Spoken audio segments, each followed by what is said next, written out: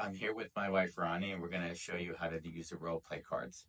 Important to know is that role play cards don't mean that you play someone that you're not. A role play is really intended to role play a situation in the way that you would normally have an argument or discussion with your partner. You pick two cards, and from those two, one of them is going to be just a little bit more spicy. I read that card aloud. Role play a conversation where you express why their spending habits are challenging for you, focusing on articulating your concerns. And I'd suggest that we use the coffee machine. Sounds good.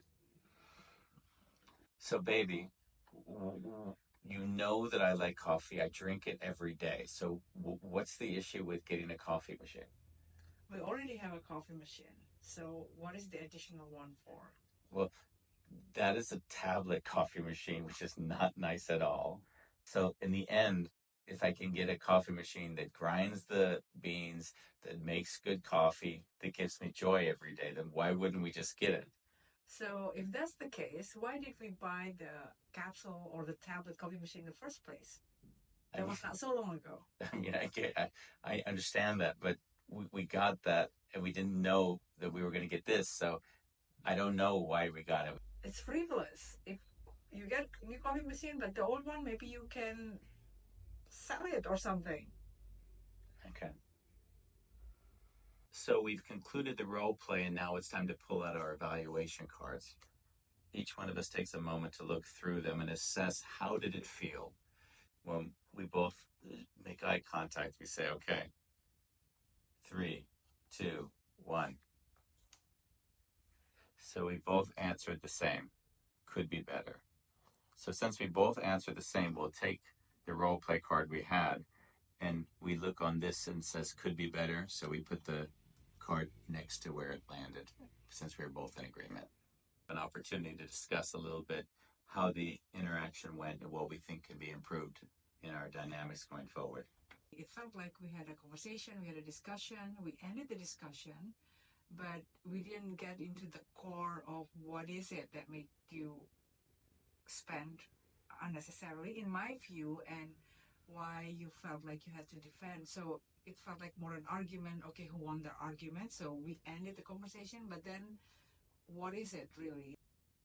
So that would be an example of how you discuss after you place the card next to the category.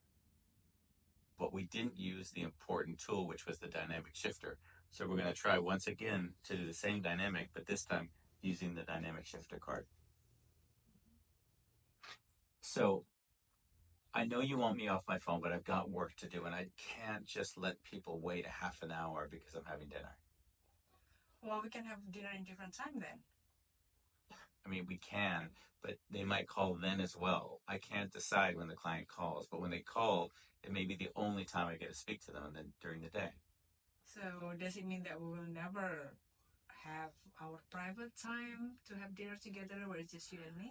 I mean, when you say never, it's not like we never have private time. It's just now that I need to be available, I don't have time. Yeah, so basically I would, okay, it's not never, but then basically there's no guarantee that you will ever be there committed for me, even for a 30 minutes period, because I have to always be ready when someone else plucks you out of my time with you. Okay, so this would be one of those moments where it's clear that if we continue down this road, we're not going to get to resolve. So what I'll do is I'll pick up a dynamic shifter card in the middle of this discussion, and I'll say I'm picking a dynamic shifter card. What feels scary to say but might be important to share? So what feels scary to say is basically, so I'm not your number one. I'm not your priority in your life. And what's scary for me to say is that you might not realize how hard it is for me not to have dinner with you. So that's an example of where a dynamic shifter card can immediately change how well an interaction goes.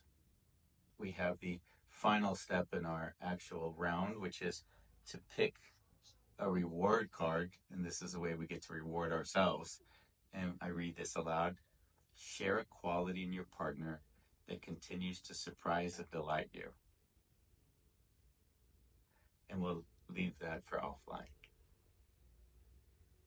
It's important to note that for some people, the role play will just be too intense.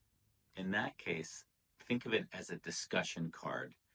Read whatever the situation is, and then just discuss how you deal with that in your partnership. And you don't need to role play it because that might create too much tension, or one of you just might not be into role play. So that's an easy way to do the same exact exercise and not necessarily have to role play it. You can just discuss it.